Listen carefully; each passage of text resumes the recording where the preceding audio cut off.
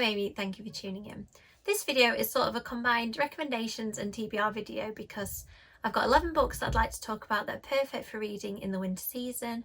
Some of them are books I've read and some of them are books I haven't read, so I thought it would be a bit of a combination so that you can see some of the things I'm planning to read and then some that I've really enjoyed that you might like to pick up as well. So first up we have The Shining by Stephen King, one of the obvious choices. But in this book, the main character and his family are in a remote hotel and the weather gradually deteriorates through the book. So it's very atmospheric if you're looking for something scary for this winter season. I'll just read you the blurb for anybody who doesn't know it. Danny is only 5 years old, but in the words of old Mr. Halloran, he is a shiner, aglow with psychic voltage. When his father becomes caretaker of the Overlook Hotel, Danny's visions grow out of control. But as the winter closes in and the blizzards cut them off, the empty hotel seems to develop a life of its own.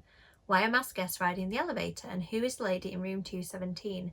Somewhere, somehow, there is an evil force in the hotel, and that too is beginning to shine. The book doesn't mention that this also centres around Jack, played by Jack Nicholson in the movie, and it is about his mental state and how being in this remote location affects him. Just in case you haven't read it, I don't want to spoil it for you, but this is definitely one of my favourite books for this time of year. Next we have a book that I read last year, Served Cold is a horror anthology. It is written by HorrorTubers, and what I really like about this is that it's based on the prompt Served Cold, so they're all wintry stories, but they're just all written with the author's unique takes. So I think in this, one of my favourite stories was written by Cameron Chaney. Merce Meader wrote a story in here too, which is excellent. She is on YouTube as Harpies in the Trees, and I also really liked the story by Regina St. Clair, who edits these anthologies and puts them together and puts in so much work bringing people in the horror community together. This is just a really strong selection of stories with all different settings and all different links to the theme, so I really recommend it if you're looking for some short stories for this season. The next book on my list is one that I haven't read yet because it's one that I've just been sent by the publisher. This one is from Scholastic. All the Jingle Lady is a good title, by Beth Garrett. Beth writes really funny, light, sort of contemporary coming of age type YA stories. This one is Christmas themed, so I'm really looking forward to it. And the blurb says, this season learn to love your elf. Molly hates Christmas. Ever since her family released their cheesy Christmas single, complete with Molly dressed a cute little elf, December has gone from ho ho ho to humiliating. And now the song's on the soundtrack of the hottest festive film, the mortifying melody is everywhere again.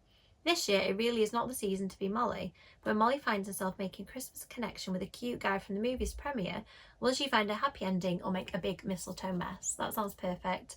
I think this season I'm going to try and read some spooky books and some fun light ones, and this definitely fits in the fun light category really nicely. Another one I think the publisher sent me last year, this is also Scholastic. They're really doing a great job with the kind of fun Christmas reads. I didn't get a chance to read this last year. It's Merry Christmas to You by Jenny Jennings. This one says, best friends Millie, Robert and Sam are counting down to the high school Christmas snowball. Although the Christmas jumpers are on and the decorations are up, the season is not filled with comfort and joy. Millie's worried about her dad. Sam is still getting over her ex, Nadia.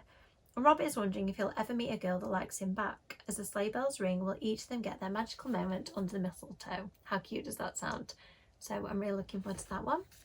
Next up, a book that came out last year, I bought last year and did not read, The Haunting Season, Ghostly Tales for Long Winter Nights. This is an anthology, I think, of adult authors that are all award winners. They're all new original stories and they're all meant to be perfect for when the nights start to close in. So I think reading something spooky and atmospheric at this time of year will be great. It says, winter with its unsettling blend of the cosy and sinister has long been a popular time for gathering by the bright flame of a candle or the warm crackling of a fire and swapping stories of ghosts and strange happenings. Now 8 best-selling award-winning authors, master storytellers of the sinister and macabre, bring this time-honoured tradition to vivid life in a spellbinding collection of new and original haunted tales. Sounds great. I'm really looking forward to that one. This one I just saw on somebody else's TBR last year, The Christmas Murder Game. I thought that the cover was really fun. I love a murder mystery and one linked to Christmas. I just thought it sounded like an absolute winner, so I'll read you the blurb. Lily Armitage never intended to return to Endgame House, the grand family home where her mother died 21 Christmases ago, until she receives a letter from her aunt asking her to return to take part in an annual tradition, the Christmas Game. The challenge: solve 12 clues to find 12 keys. The prize: the deeds to the manor house. Lily has no desire to win the house, but her aunt makes one more promise. The clues will also reveal who really killed Lily's mother all those years ago. So for the 12 days of Christmas, Lily must stay at Endgame House with her estranged cousins and unravel the riddles that hold the key not just to the family home but to its darkest secrets. However, it soon becomes clear that her cousins all have their own reasons for wanting to win the house, and not all of them are playing fair. As a snowstorm cuts them off from the village, the game turns deadly. Soon Lily realises that she's no longer fighting for inheritance, but for her life. 12 clues, 12 keys, 12 days of Christmas, but who will survive until the 12th night? I love the sound of that. It sounds good. It sounds kind of like the inheritance games, but with a Christmas slant, and it is an adult book too, so hopefully there'll be some good Christmas gore and murder in this one. Next we have one I've also not read, a Red Eye book. I've been trying to collect all of the Red Eye series published by Stripes because the ones I've read, like Frozen Charlotte and Charlotte Says, have been brilliant. This one has blood in the snow on the cover, so I thought it would fit. It says, "We are the trees, we are the snow, we are the winter, we are the peace, we are the rage. Cut off from civilization by the harsh winter of northern Sweden, the Stromberg family shelter in their old plantation house. There are figures lurking within the ancient pine forest, and they're closing in. With nothing but four walls between the Strombergs and the evil that's outside, they watch and wait for the snows to melt. But when signs appear that an even greater danger is about to strike, it becomes harder and harder to distinguish reality from illusion. All they've got to do is stay sane and survive the winter." I love the sound of that one. Next on my list is a book that I really enjoyed when it came out, Wranglestone by Darren Charlton. I know that there is a sequel to this that's out now, but I haven't had a chance to pick it up yet. I think that one's called Timber Dark.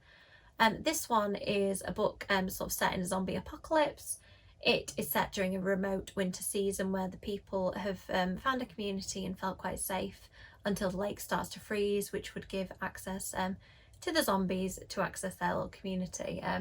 It is quite a dark, difficult story to read, but also at the heart of it is this absolutely lovely relationship between two boys who find each other in this really difficult situation. And I just loved it. I thought that the romance paired with the isolated setting, the writing is really atmospheric, and also it has this kind of Western feel of people being on a frontier and trying to survive. So I really loved this one. I don't know whether Timber Dark also has a wintry setting, but I would really recommend this for this time of year. Next up, a book I mentioned loads of times, but I can't do a video about winter recommendations without mentioning Whiteout. Just in case you haven't seen one of those videos where I've recommended it, it's by Gabriel Dillon. It is set on a remote ski resort where a group of teenagers have gone on a school trip. All the teachers are brutally murdered, and then it appears that not only are they cut off from the world by a snowstorm, but there are a group of murderous vampires picking them off one by one. I like the fact that in this book you're dealing with definitely scary vampires, which is sort of a vampire slant that I don't see as much in YA fiction. It's very scary, very bloody, and if you're looking for something dark for this time of year, this one is perfect. Next up we have another Beth Garrett book that I haven't read. Sorry Beth, this is becoming a theme. I do love Beth's books. This also is published by Scholastic. All I Want for Christmas, I think this one might have come out last year. And this is described as another festive, feel-good rom-com to curl up with. So Elle is a social media star that's looking to swap lives with a British fan, and they end up swapping. She ends up swapping with a girl called Holly, and then it's about the kind of chaos that ensues. Next we have one of my favourite authors, Laura Wood, has done her take on a Christmas romance. This one is called Snowfall of Silver. I don't know how well the cover shows up because it's very shiny and silver. My light might not be doing it any favours. But this one is set in a theatre. It's sort of a follow-on from A Sky Painted Gold, but you could read it as a standalone. It's about the sister in A Sky Painted Gold who doesn't play a huge part. So it says, a snow-dusted love story. In the autumn of 1931, 18-year-old Freya runs away from her home in Cornwall to follow her dream of becoming an actress. When she finds work with a touring theatrical company, Freya thinks her path to success is clear. Amidst all the glamour and bustle of stage life, she discovers for the first time a place to belong. But can reality ever live up to her expectations? What if her life and falling in love turn out to be nothing like she planned? I really like this one, the fact that Freya is a completely different character to me, who throws herself into situations. She's quite dramatic. I really enjoyed it. It's a fun read. It's also cosy and romantic and historical, so it ticks a lot of boxes. Next up we have Midnight in Everwood. This one is absolutely gorgeous. It's also out in paper book, and there are various nice Hardcover editions, I do have one with stained edges somewhere in the mess that is my room, but this is the one that I picked up. So this is a really magical book about a girl who wants to be a ballerina, but her family basically said, no, you know, time's up, you need to get married and settle down.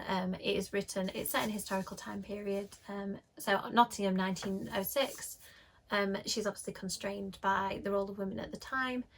When she's supposed to be getting married, she ends up being transported to the world of Everwood, which appears magical and beautiful, and that maybe she can fulfill her dream of being a ballerina, but it has a darker undercurrent too. I really like the fact that this book is beautiful and romantic and gorgeously written, but it also has that kind of unsettling dark fairy tale feel, which I think is really lovely for this time of year. So I'd really recommend that one. And that's it for my winter recommendations. So some of them are festive, some are Christmassy, if you celebrate Christmas. Some are obviously spooky and scary, so I hope that gives a good range for different people to appreciate. And please let me know in the comments if you've read any of these books, particularly ones that I haven't read. I'd love to know which ones you think I should pick. Let me know if there's any recommendations that I've missed that you would read at this time of year. Thank you so much for watching. As always, likes and subscribes, I really appreciate it. See you next time. Bye!